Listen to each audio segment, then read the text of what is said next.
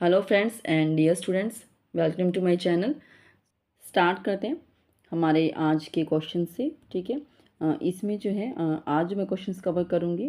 उसमें सेम है anatomy physiology, fundamental of nursing, medical surgical nursing and community health nursing. ठीक है, तो इनके क्वेश्चन जिसमें मैंने इंक्लूड किए हैं। ठीक है, तो स्टार्ट करते हैं हमारे आज के क्वेश्चन से। क्वेश्चन देखिए हमारे पास क्या क्वेश्चन है। Normal platelet count in human being is. ठीक है, तो नॉर्मल प्लेटलेट काउंट जो है वो ह्यूमन बीइंग में कितना होता है। तो यहाँ पे आपके पास ऑप्शंस दी हैं 25,000 to 50,000, 50,000 to 1 lakh, 10,000 to 4 lakh and 4 lakh to 6 lakh. ठीक है, आपका जो आंसर होगा वो क्वेश्चन के अकॉर्डिंग ही होना चाहिए। जो हमारे पास ये ऑप्शंस दी हैं उसके अकॉर्डिंग है। ठीक है, वैसे तो नॉर्मली आपको पता होगा जो नॉर्मल हम लेते हैं वो हम लेते हैं 1.5 लाख टू 4 लाख तक। ठीक है, तो इतना जो है वो हम लेके चलते हैं। कहीं पे 4.5 भी लिखा होता है। ठीक है, तो ये हमारे पास एक नॉर्मल हम लेते हैं जो प्लेटलेट्स का काउंट होता है हमारी बॉडी में। Platelets are also known as thrombocytes. क्या कहते हैं हम प्लेटलेट्स को? थ्रोम्बोसाइट्स। ठीक है, तो ये हमारे पास इनको हम कहते हैं थ्रोम्बोसाइट्स।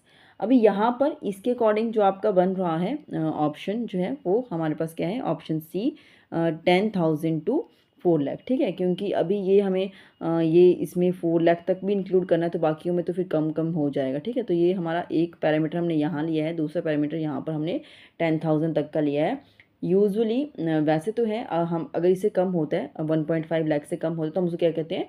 थ्रोम्बोसाइटोपिनिया। ठीक, क्या कहेंगे? थ्रोम्बोसाइटोपिनिया कम है। ठीक है, बट फिर भी उसमें सच इतना बॉडी को प्रॉब्लम नहीं होता है, वो हेमरेजिक कंडीशन क्रिएट नहीं करते हैं। हाँ, अगर वो 10,000 से कम हो जाता है तब फिर जो है वो हेमरेजिक कंडीशन कॉज हो सकती है और सीवियर ब्लीडिंग जो है वो बॉडी में देखने को मिल सकती है। क्या हो सकता है? सीवियर ब्लीडिंग जो है वो बॉडी में देखने को मिल सकती है अगर 10,000 से भी कम चला जाता है तो। ठीक है, सो थोड़ा सा मैं आपको इसके बारे में बता दूं। राइट आंसर मैंने आपको बता दिया।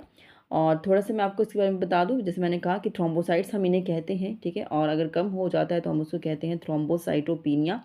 और फिर भी इसका अगर आपको डिटेल में इसका लेक्चर चाहिए तो आप मेरे चैनल पे जो है वो इसका वीडियो कंप्लीट सुन सकते हैं। थ्रोम्बोसाइटोपिनिया जो है वो इसका मैंने कंप्लीट एक वीडियो लेक्चर यहाँ पर बनाया है। ठीक है, थ्रोम्बोसाइटोपिनिया जैसे मैंने कहा कि थ्रोम्बोसाइट्स का जो काउंट है वो कम हो जाता है लेस देन 1.5 लाख से। ठीक है, और जो हमारी बॉडी है वो कॉन्स्टेंटली प्रोड्यूस करती रहती है प्लेटलेट्स को। ठीक है, तो जिनका लाइफ स्पैन जो हमारे पास कितना है? 7 टू 10 डेज का लाइफ स्पैन है। ठीक है, और हमारी बॉडी जो नियर अबाउट 3 डेज कंज्यूम करती है to make the new platelets. ठीक है, तो जैसे कि मैंने कहा कि अगर लेस देन इतना हो तो हम उसको कहेंगे थ्रोम्बोसाइटोपिनिया।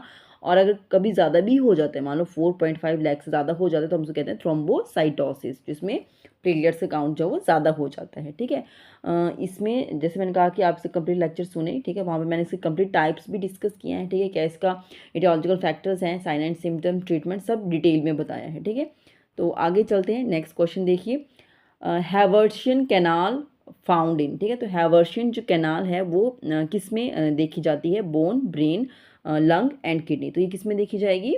बोन में देखते हैं हम हैवर्शियन कैनाल। ठीक है, तो ये कैसी होती है मैं आपको दिखा देती हूँ। कुछ इस तरीके से हमारे बोन है। ठीक है, और बोन के भी यहाँ पर पार्ट्स बताए गए हैं और बोन का इंटरनली यहाँ पर बताया गया है शो करके। तो अगर इसका जो है यहाँ से एक माइक्रोस्कोपिक जो व्यू आपको दिखाया जाएगा। ठीक है, तो यहाँ पर जो है आप देख सकते हैं ये जो एक इंटरनल कुछ इस तरीके से एक पाथवे सा बना है, this is known as Haversian canal. ठीक है, और ये और भी हैं साइड से इंटरनली। तो ये हैवर्शियन कैनाल में हमारे पास क्या होता है, ये जो है वो अलाउ करती है न्यूट्रिएंट्स को पास होने के लिए between the blood and the bone. तो ये कुछ इस तरीके का नर्व एंड ब्लड सप्लाईज के अंदर होता है, आप देख सकते हैं। ठीक है, और ये जो है वो पास ऑन करता है जो ब्लड के थ्रू न्यूट्रिएंट्स को भी, ठीक है, बोन तक लेके जाएंगे। और जो एक नर्व सप्लाई है वो भी ये प्रोवाइड करता है हैवर्शियन कैनाल, जिसको बोन में देखा जाता है। ठीक है, नेक्स्ट क्वेश्चन देखिए, most frequently fractured carpal bone is. ठीक है, तो अगर किसी का हैंड में ये जो कार्पल बोन होती है वो हमारे पास हैंड में होती है। ठीक है, तो अगर इसका यूजली फ्रैक्चर होता है तो कौन सी कार्पल बोन का होगा? ये यहाँ पर मेंशन किया गया है। Lunate, pisiform, scaphoid and hamate are the name of the carpal bones. ठीक है, तो मैं आपको दिखा भी देती हूँ यहाँ पर। The right answer is the scaphoid. ठीक है, तो स्कैफॉइड जो बोन है कार्पल्स में उसका मोस्ट फ्रिक्वेंटली फ्रैक्चर देखने को मिलता है। ठीक है, तो ये मैं आपको यहाँ पर बता देती हूँ। ठीक है, तो ये हमारे पास जो यहाँ पर जो लोकेट करता है, दिस इज द स्केफॉइड, ठीक है। तो ये कार्पल्स में ये है, ठीक है। कुछ स्पेसिफिक रीज़न नहीं है, सिर्फ लोकेशन का ही डिफरेंस होता है कि कुछ इस तरीके से ये रेडियस के साथ यहाँ पे अटैच होती है, तो जैसे मूवमेंट कुछ ऐसा होता है तो यहाँ पर प्रेशर पड़ने की वजह से इसका यूजुअली फ्रैक्चर जो है वो ज़्यादातर देखने को मिलता है in comparison to others bone, ठीक है। तो आगे देखते हैं, नेक्स्ट क्वेश्चन है which of the following extra ocular muscles is not supplied by third cranial nerve, ठीक है। जो हमारे पास थर्ड क्रेनियल नर्व होती है, ठीक है, तो उसका जो हमारे पास जो सप्लाई है वो एक्स्ट्रा ऑकुलर मसल्स को नहीं जाती है, ठीक है। तो कौन सी एक्स्ट्रा ऑकुलर मसल्स को उसकी सप्लाई नहीं जाएगी, ठीक है। तो ये हमारे पास superior oblique, inferior oblique, superior rectus and inferior rectus, ठीक है। तो यहाँ पर जो right answer that is the superior oblique, ठीक है। तो इसको जो है वो हमारे पास जो थर्ड क्रेनियल नर्व है उसका सप्लाई नहीं जाता है। मैं आपको बता देती हूँ यहाँ पर अच्छे से, ठीक है।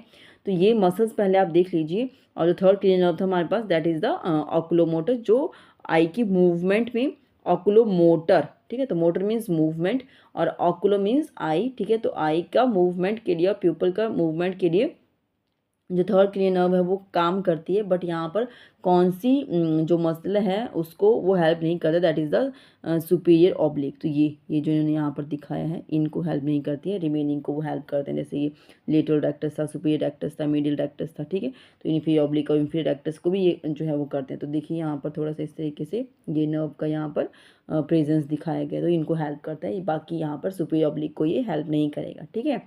तो आगे चलते हैं नेक्स्ट क्वेश्चन की तरफ। Out of the following which hormone is secreted by the posterior pituitary gland, ठीक है। तो आपको पता है हमारे पास पिट्यूटरी ग्लैंड के 2 लोब्स होते हैं, ठीक है। तो हमारे पास 2 लोब्स होते हैं, पोस्टीरियर एंड एंटीरियर। तो मैं आपको दिखा भी दूंगी, पहले आप बताइए कि पोस्टीरियर पिट्यूटरी ग्लैंड जो है वो कौन सा हार्मोन सिक्रेट करता है, ग्रोथ हार्मोन, प्रोलैक्टिन और ACTH एंड ADH, ठीक है। तो यहाँ पर जो राइट आंसर है दैट इज़ ADH, ठीक है। तो हमारे पास जो है वो ADH जो हार्मोन है, एंटी डायरेटिक हार्मोन जो है वो सिक्रेट करता है पोस्टीरियर पिट्यूटरी ग्लैंड। ये 2 ही हार्मोन सिक्रेट करता है, मैं आपको दिखा देती हूँ, ठीक है। तो यहाँ पे देखिए आप, एक जो है ये यहाँ पर ऑक्सीटोसिन रिलीज करता है जो बच्चे का मिल्क इंजेक्शन में हेल्प करता है, ठीक है, और इन्वोल्यूशन ऑफ यूट्रस में हेल्प करता है। और नेक्स्ट हमारे पास एंटी डायरेटिक हार्मोन जो आपको यहाँ पर ऑप्शन दी गई थी, ठीक है। बाकी जो रिमेनिंग जो हार्मोन्स हैं वो हमारे पास जो एंटीरियर लोब ऑफ पिट्यूटरी है वो सिक्रेट करते हैं। तो ये आप ब्रेन देख लीजिए, ब्रेन में जो यहाँ पर जो पार्ट लोकेट किया गया है this is the pituitary gland, और यहाँ पर इसका जो है वो पूरा पिक्चर दिखाया गया, और ये इसके लोब्स हैं, ठीक है, पोस्टीरियर एंड एंटीरियर। तो ये याद रखना, पोस्टीरियर से सिर्फ 2, पोस्टीरियर पी से पोस्टीरियर, पी से पीछे, तो जो पीछे है उसमें सिर्फ 2 ही रिलीज होने वाले हैं, ठीक है। कम रिलीज कर रहा है, सिर्फ 2 ही रिलीज कर रहा है, बाकी जो है वो हमारे पास एंटीरियर लोब जो है वो सिक्रेट कर रहा है, ठीक है। आगे चलते हैं, next question, which position should be given to a patient recovering from general anaesthesia. तो जनरल एनेस्थीसिया किसी को मिला होता है, पेशेंट को दिया होता है, ठीक है। तो उसको रिकवरिंग स्टेज पे आपने देखा होगा उसको किस टाइप की पोजीशन हम यूजुअली प्रोवाइड करते हैं। तो ऑप्शन है हमारे पास supine position, side line position, Fowler's position and Trendelenburg position, ठीक है। तो हम क्या देंगे उसको, सुपाइन पोजीशन, ठीक है। तो सुपाइन पोजीशन जो हम पेशेंट को देंगे, और साइड लाइन आपको पता है, ठीक है, एक साइड को पेशेंट होता है दैट में भी राइट और लेफ्ट, ठीक है, तो हो सकती है। और फाउलर में जो पेशेंट जो है वो हम उसको नियर अबाउट 90 डिग्री या सेमी फाउलर होगा तो उस तरीके से, और फाउलर में 90 डिग्री का दे के उसको जो है वो रेस्ट दे के जो है वो सपोर्ट प्रोवाइड करके बिठा देते हैं, ठीक है, ताकि उसका जो है वो ब्रीदिंग पैटर्न अच्छे से मेंटेन रहे। नेक्स्ट हमारे पास ट्रेंडलनबर्ग पोजीशन, ये जो है हमारे पास, इसमें क्या करते हैं, ये जो हमारे पास ये पोजीशन है इसमें यूजुअली अगर किसी का एंडोस्कोपिक सर्जरी हो रही है या पेल्विक एरिया की कोई सर्जरी हो रही है, ठीक है, उसी केस में जो है वो हम पेशेंट को जो है नियर अबाउट उसका जो हेड है वो डाउन टिल्ट कर देते हैं नियर अबाउट 15 डिग्री पे जो है वो उसका डाउनवर्ड हमें फील होगा, तो उसके कुछ इस तरीके से उसकी पोजीशन बन जाती है, ठीक है। तो उसकी लेग्स जो हैं वो यहाँ पर होंगी और हेड जो है वो ऐसे होगा, बिल्कुल स्ट्रेट नहीं होता है, वो थोड़ा 50 डिग्री पे डाउनवर्ड होता है, ठीक है। नेक्स्ट क्वेश्चन देखिए, a 5% dextrose saline 1000 ml is ordered for a patient to run in 8 hours, ठीक है। तो यहाँ पर क्या बोल रहे हैं कि 5% हमारे पास जो है वो डेक्स्ट्रोसेलाइन है जो 1000 ml जो है वो उसमें फ्लूइड है, ठीक है, और हमें पेशेंट को देना है 8 आवर्स में, ठीक है। हमें पेशेंट को कितने आवर्स में देना है, 8 आवर्स, मीन्स एक बॉटल है हमारे पास जो है उसको हमें देना है पेशेंट को इन 8 आवर्स, ठीक है। तो हमने जो ड्रॉप रेट एक सेट करना है, जो ड्रॉप रेट है वो उन्होंने ड्रॉप रेट तो जो फ्लो रेट है वो हम निकालेंगे, बट जो ड्रॉप फैक्टर है वो यहाँ पर मेंशन किया है 15 पर ml, ठीक है। तो इतना जाना चाहिए 15 पर ml के हिसाब से हम देंगे, तो उसमें कितना जो है वो फ्लो रेट हम डिसाइड करें, कितनी ड्रॉप्स जो है वो पर मिनट जाएंगे, तब जाके जो है वो 15 पर ml बनेगा, और हम उसको 8 आवर्स में पूरा जो है वो पेशेंट को इन्फ्यूज़ कर देंगे, ठीक है। तो ये हमें सॉल्व करना है, तो आप यहाँ पे देखिए इसको हम कैसे सॉल्व करेंगे। तो ये हमारे पास जो है वो फ्लो रेट, हम इसको यहाँ पे कैलकुलेट कर लेते हैं। फ्लो रेट का फॉर्मूला आपको पता होगा, जो भी वॉल्यूम है हमारे पास इन ml, ठीक है, जो भी वॉल्यूम है जो हमें इन्फ्यूज़ करना है, टू बी इन्फ्यूज़ड, वो हम ऊपर मेंशन करते हैं, और जो भी टाइम हमारे पास होता है, ठीक है, तो टोटल टाइम हमारे पास जो होगा वो हम मेंशन करेंगे मल्टीप्लाई बाय ड्रॉप फैक्टर, ठीक है। तो हमारे पास क्या है, फ्लो रेट तो हम कैलकुलेट करेंगे, जो फ्लूइड हमें देना है वो कितना है हमारे पास 1000, ठीक है। और यहाँ पर हमारे पास जो टाइम की बात हो रही है तो 8 आवर्स हैं, बट हमें 8 आवर्स को मिनट में कन्वर्ट करना है, ठीक है। तो आवर्स हैं 8 और मिनट में कन्वर्ट करेंगे तो 60 से मल्टीप्लाई कर देंगे, ठीक है। तो ये हमारे पास बन जाएगा 480 मिनट्स, ठीक है। और ड्रॉप फैक्टर भी बता दिया है 15, तो ये हमारे पास बन जाता है। इसको जब आप सॉल्व करेंगे तब आपके पास जो आंसर आएगा, दैट्स वो आंसर क्या आने वाला है आपके पास, तो आप इसको कैलकुलेट कीजिए। जो आंसर आपके पास आएगा वो हमारे पास नियर अबाउट आएगा 31.2 समथिंग, तो वो हम इसको 31 पे ले लेंगे, ठीक है। तो आगे देखते हैं नेक्स्ट क्वेश्चन क्या है हमारे पास। While receiving blood transfusion, the patient develops chills and headache, ठीक है। तो जब किसी को ब्लड ट्रांसफ्यूजन किया गया है एक पेशेंट को, और उस पेशेंट को जो है वो चिल्स और हेडेक फील हो रहा है, तो अभी जो नर्स का जो फर्स्ट एक्शन जो बनता है वो क्या बनेगा। लाइटली कवर द पेशेंट, अब इसको ठंड लगे उसको कवर कर दें, या जो ब्लड फ्लो है उसको स्लो कर दें, या फिजिशियन को हम नोटिफाई करें, या ब्लड ट्रांसफ्यूजन को इमीडिएटली स्टॉप कर दें, ठीक है। तो इस टाइप की रिएक्शन में हम क्या करते हैं, ब्लड ट्रांसफ्यूजन को इमीडिएटली जो है वो स्टॉप कर देते हैं। क्या करेंगे, स्टॉप द ट्रांसफ्यूजन इमीडिएटली, ठीक है। मैं कुछ एक टाइप के जो रिएक्शन है वो आपको बता देती हूँ। यहाँ पर आप देखिए कुछ रिएक्शंस यहाँ पे शो किए गए हैं, ठीक है। Febrile non haemolytic transfusion reaction, उसके सिम्टम्स बताएं, then acute immune haemolytic reaction, तो यहाँ पर भी इसके सिम्टम्स बताए हैं। तो ये कुछ स्पेसिफिक टाइप के सिम्टम्स होते हैं, जब कुछ रिएक्शन शो करता है उसके कुछ सिम्टम्स होते हैं, जब एक पर्सन को जो है वो ब्लड ट्रांसफ्यूजन हम करते हैं, ठीक है। तो उसके अकॉर्डिंग जो हमें एक्शन लेना पड़ता है। नेक्स्ट देखिए, विच of the following is an independent nursing action. Independent nursing action आप समझते हैं, मैक्सिमम जो होंगे जो एक्शंस हम लेते हैं, जो भी हम फंक्शन करते हैं वो फिजिशियन के ऑर्डर पर ही करेंगे। फॉर एग्जांपल जैसे कि यहाँ पे ऑप्शंस दी गई हैं कि ओरल मेडिकेशन, तो प्रिस्क्राइब की गई होगी वही हम देंगे। इंजेक्शन दो, जो मेंशन किया हो गया होगा वही हम देंगे। ब्लड ट्रांसफ्यूजन देंगे तो वो भी जो बताया होगा कितना देना है, कितना यूनिट देना है, कब देना है, वो बताया होगा वो हम करेंगे।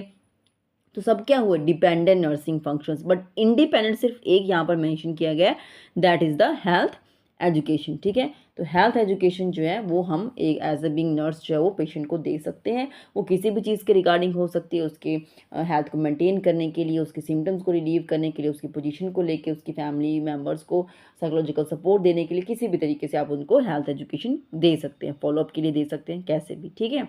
तो आगे देखिए नेक्स्ट क्वेश्चन है, during giving enema if the patient complains of abdominal cramps then nurse should, ठीक है। तो अगर किसी को हम एनीमा दे रहे हैं और जो पेशेंट है वो कंप्लेंट कर रहा है रिगार्डिंग द एब्डोमिनल क्रैम्प्स, ठीक है, तो एनीमा जब एडमिनिस्टर कर रहे हैं तो उसको चाहे वो क्रैम्प्स फील हो रहे हैं तो उस टाइम पे नर्स को क्या करना चाहिए, गिव एनीमा कॉन्टिन्यूसली देते रहो, या उसको डिस्कम्फर्ट हो रहा है तो एनाल्जेसिक दे दो, ठीक है, या स्लो कर दो the rate of enema administration, और स्टॉप गिविंग द एनीमा।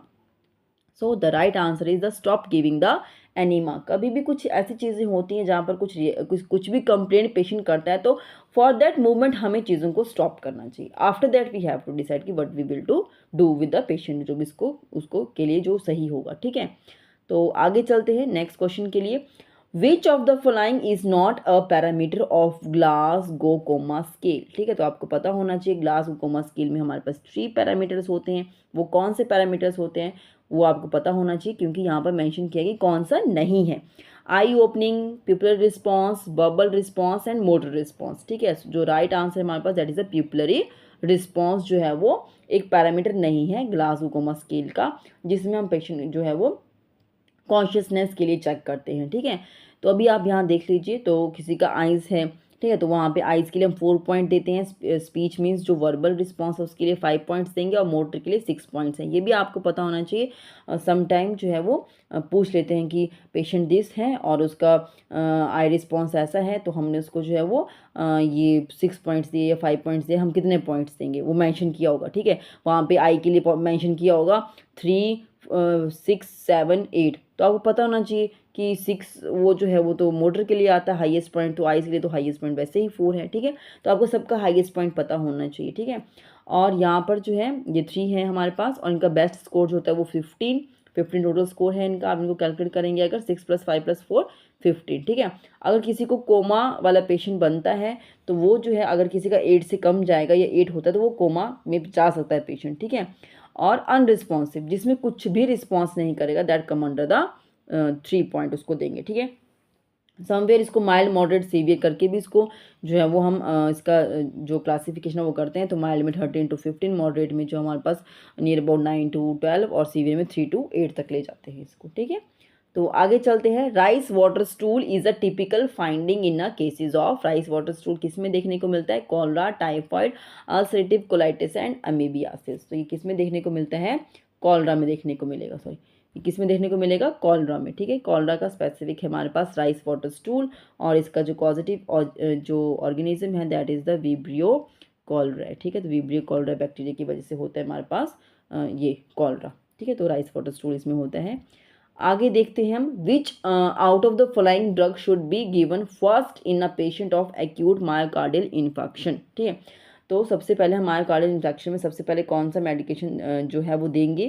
तो यहाँ पर ऑप्शन दी गई हैं, statin, calcium channel blocker, aspirin and ACE inhibitor. ठीक है, तो एसिटाइल कोलिन इनहिबिटर्स जो है वो अगर हम इसमें क्या दे सकते हैं? ठीक है, तो यहाँ पर जो राइट आंसर है दैट इज़ द एस्पिरिन। ठीक है, तो हम क्या देंगे? एस्पिरिन देंगे। इसके बारे में आपको थोड़ा सा बता दूं, बेसिकली ये हमारे पास क्या है? Aspirin is a anti platelet drug. ठीक है, ये जो है एक प्रोटेक्टिव तरीके से काम करती है उन पेशेंट्स में जिनमें इंक्रीज रिस्क होता है स्पेसिफिकली जो ऑक्लूसिव वेस्कुलर इवेंट्स है। ठीक है, कोई भी हमारी ब्लड वेसल्स हैं वो ऑक्लूड हो चुकी हैं इंटरनली, तो उन्हें केसेस में हम क्या देंगे? Anti platelet drug. ठीक है, तो ताकि वो जो यहाँ पर कुछ क्लॉट बनाने के लिए जो प्लेटलेट्स यहाँ पर अकोमुलेट हो चुके हैं, ठीक है, जो क्लॉट बना रहे हैं उनको और ऑक्लूजन क्रिएट कर रहे हैं ब्लड वेसल्स में, तो हम उनको कैसा एक ड्रग देंगे? एंटी प्लेटलेट, कि वो उनको वहाँ से क्लीन करें। ठीक है, including those which with an acute myocardial infection और इस्चेमिक स्ट्रोक।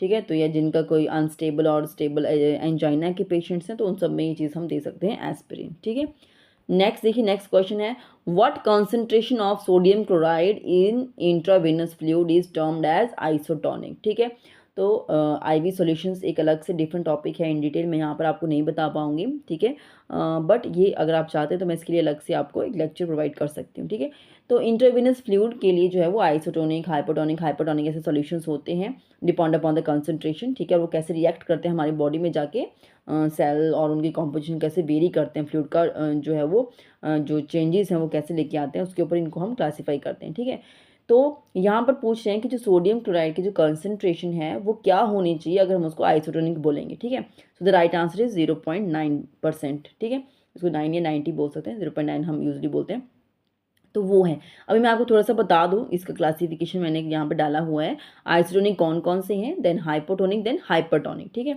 तो फॉर द रिमेम्बरेंस आप इसका स्क्रीनशॉट ले सकते हो आप इनको याद रखने के लिए। ठीक है, तो यहाँ पर हमारे पास ये था तो हमने इसको आइसोटोनिक में लिया। अगर ये रिंगर लैक्टेट होता या Ringer solution 5% dextrose in water होता, ठीक है, 2.5 डेक्सट्रोज इन वाटर, इस तरीके से होते। ठीक है, तो ये हम इनको हाइपो में लेते, कुछ हाइपरटोनिक में होते हैं। ठीक है, तो नेक्स्ट चलते हैं, नेक्स्ट क्वेश्चन क्या है, how much blood is drawn from a donor when 1 unit of blood is donated. जब कोई एक इंडिविजुअल जो ब्लड डोनेट करने के लिए आता है, हम उससे 1 यूनिट ऑफ ब्लड जो है वो अगर लेते हैं, यूजुअली इतना ही लेते हैं एक टाइम पे। ठीक है, तो अगर हम उससे जो है वो 1 यूनिट ऑफ ब्लड उससे ले रहे हैं तो वो कितना ब्लड डोनेट करके गया वो इंडिविजुअल। ठीक है, तो वो आपसे पूछा गया। तो ऑप्शन हमारे पास हैं 100 ml, 200 ml, 300 ml and 400 ml। So the right answer is the 400 ml।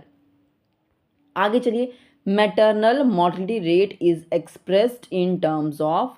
ठीक है। तो मैटरनल मोर्टेलिटी रेट हमारे पास होता है, ठीक है, जो मदर्स का जो डेथ होता है specifically in the reproductive age, ठीक है, तो वो हम इसमें चेक करते हैं। रीजंस हो सकते हैं ड्यू टू उनका जो भी ऑब्स्टेट्रिकल हिस्ट्री है ये, ठीक है, ये ड्यूरिंग द बेबी को बर्थ देते टाइम वो रीजंस हो सकते हैं, ठीक है। तो वो अगर एक रिप्रोडक्टिव एज में मदर की डेथ अगर होती है तो उसको हम मैटरनल मोर्टेलिटी कहेंगे। और उसका जो रेट है उसको हम एक्सप्रेस किस में करते हैं, पर 1000, पर 10,000, पर 1 लाख एंड पर 10 लाख। तो राइट आंसर क्या है हमारे पास, पर 1 लाख में ये हम इसको एक्सप्रेस करते हैं। नेक्स्ट देखिए, NRHM will last till which year, ठीक है। तो NRHM जो है वो national rural health mission programme, ठीक है। तो ये हमारे पास क्या है, national rural health mission programme, ठीक है। तो ये कब आया था, सॉरी यहाँ पे पूछा गया है कि ये लास्ट कब तक था, ठीक है। वैसे जो स्टार्ट हुआ था वो हमारे पास कब आया था, 2005 में। लास्ट जो था ये हमारे पास कब था, 2012 तक जो था ये लास्ट हमारे पास था, ठीक है। ये मैं आपको बता देती हूँ। NRHM was launched on April 12, 2005 by the government of India. और इनका जो मेन मिशन जो गोल था इनका, to provide the affordable, accessible and quality health care to the rural communities, specially जो वुलरेबल ग्रुप्स हैं, ठीक है, तो उनको ये फैसिलिटीज़ प्रोवाइड करनी थी। नेक्स्ट देखिए, नेक्स्ट क्वेश्चन क्या है, न्यू स्टॉप टीबी स्ट्रेटजी, ठीक है। तो ट्यूबरक्लोसिस के लिए जो स्टॉप करने के लिए जो न्यू स्ट्रेटजी बनाई गई थी वो क्या है, एक्सटेंसिव BCG वैक्सीन। जो BCG वैक्सीन है जो हम ट्यूबरक्लोसिस के लिए देते हैं at the time of birth, bacillus Calmette Guerin, ठीक है। तो उसका क्या हम उसको ज़्यादा इन्वॉल्व करें, ठीक है, या डिटेक्टिंग टीबी कैरियर, जो इंडिविजुअल जब ट्यूबरक्लोसिस को कैरी कर रहे हैं उनको डिटेक्ट करें, या dots. Dots means direct observe treatment short course, ठीक है। तो ये है, या सर्वे for the number of tuberculosis के जो डेथ्स हैं उनका सर्वे करें। तो राइट आंसर क्या है हमारे पास, ऑप्शन सी, तो डॉट्स, ठीक है। तो इसमें क्या करते हैं, ये मैंने पीछे भी किसी भी लेक्चर में बहुत ही अच्छे से भी बताया आपको, ठीक है। तो जो भी इनकी मेडिसिन होती हैं तो उनका जो है वो पूरा चार्ट बना होता है। जो भी इनकी फर्स्ट लाइन ड्रग्स जो भी इनको देते हैं डिपेंड करता है, इसकी भी टाइप्स होती हैं ऑन द बेसिस इसका जो कितना इनके जो बेसिलरी जो इनका ट्यूबरकल बनता है उसके ऊपर डिपेंड करता है, ठीक है। तो कितना इनको ड्रग्स देंगे, तो जो भी ड्रग्स इनका होता है तो जो इनके सेंटर्स होते हैं वहाँ पर इनको जो है वो अपने सामने मेडिसिन दी जाती है, that come under the direct observation treatment short course, ठीक है। नेक्स्ट चलते हैं, नेक्स्ट क्वेश्चन है, typhoid fever is a bacterial disease, skin disease, parasitic disease and viral disease. So the right answer is the bacterial disease, ठीक है। तो ये salmonella typhi जो है हमारे पास बैक्टीरिया उसकी वजह से होता है। कौन है हमारे पास, साल्मोनेला, जो साल्मोनेला बैक्टीरियल टाइफी, ठीक है। साल्मोनेला टाइफी जो बैक्टीरिया है उसकी वजह से क्या होता है हमारे पास, टाइफाइड फीवर, ठीक है। नेक्स्ट देखिए, one of the following diseases has been eradicated globally as declared by the WHO। तो कौन सी एक ऐसी है जो ग्लोबली इरेडिकेट हो चुकी है और जिसको WHO ने डिक्लेयर कर दिया है, poliomyelitis, human monkeypox and pox virus and smallpox. India की बात नहीं हो रही, ग्लोबली बात हो रही है। सो the right answer is the small pox, ठीक है। तो स्मॉल पॉक्स जो था वो इंडिया को सर्टिफिकेट मिला था कि वो जो है वो इरेडिकेट हो चुका है इंडिया से, ठीक है। India is a free from small pox, that is given in the April 23, 1977। उसकी कुछ एक टाइम के बाद जो है वो ग्लोबली भी इसको इरेडिकेट करने के लिए जो वो सर्टिफाइड कर दिया गया। और ये कुछ एक जगह पे आपको 1980 करके भी मेंशन किया होगा, ठीक है।